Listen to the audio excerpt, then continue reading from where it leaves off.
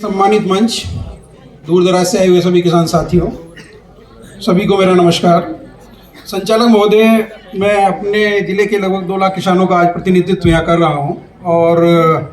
लगभग 30 एफपीओ का भी यहाँ प्रतिनिधित्व करूँगा, तो थोड़ा मुझे टाइम 5 से 7 मिनट चाहिए। अपनी बातों को मैं बिंदुवार रखूँगा और महोदय से मेरा अनुरोध है कि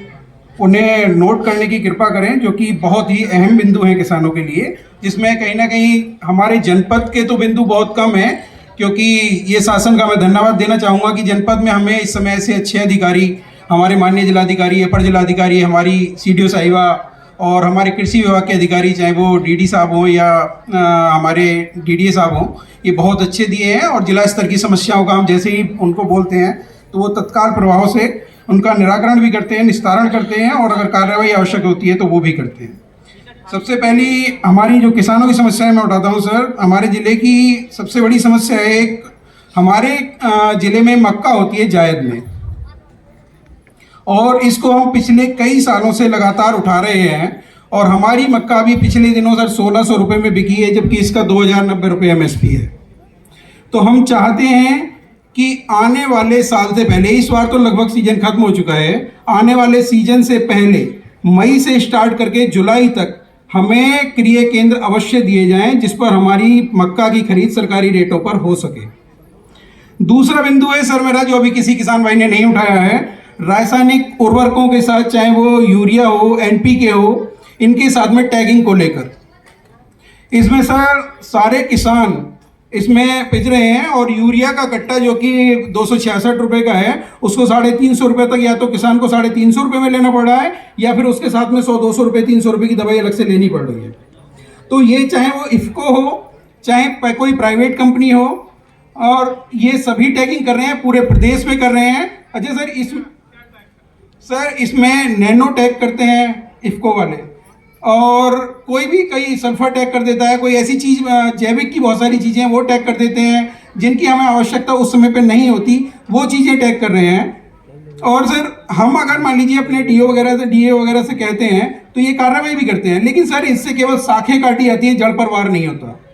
जो टैगिंग हो रही है वो कंपनियों के द्वारा ही हो रही है या फिर जो होलसेलर हैं उनके द्वारा हो रही है, तो जो गाज गिरती है वो रिटेलर पर गिरती है, जबकि रिटेलर मजबूर है, अगर वो नहीं लेगा तो उसको माल नहीं देंगी कंपनियां। तो सर ये जरूरी है कि आप इस पर कार्रवाई करें। जैसे अभी तक हम पॉलीथीन को खत्म नहीं कर पाए, क्योंकि हम जो पॉलीथीन बेचते हैं उन पर कार्रवाई करते हैं, जो कंपनियां बना रही हैं उस पर कोई कार्रवाई नहीं करते। जबकि सर केंद्र सरकार का भी स्पष्ट आदेश है, एक लेटर वो निकाल चुकी है कि किसी भी चीज की टैगिंग किसी ऑर्डर के साथ नहीं होगी। तीसरा है सर मेरा, कृषि विभाग द्वारा कुछ बीज दिए जाते हैं सब्सिडी पर, दवाइयाँ भी दी जाती हैं सब्सिडी पर, लेकिन सर किसी पर्टिकुलर कंपनी को, किसी पर्टिकुलर ब्रांड को पूरे प्रदेश का ठेका दे दिया जाता है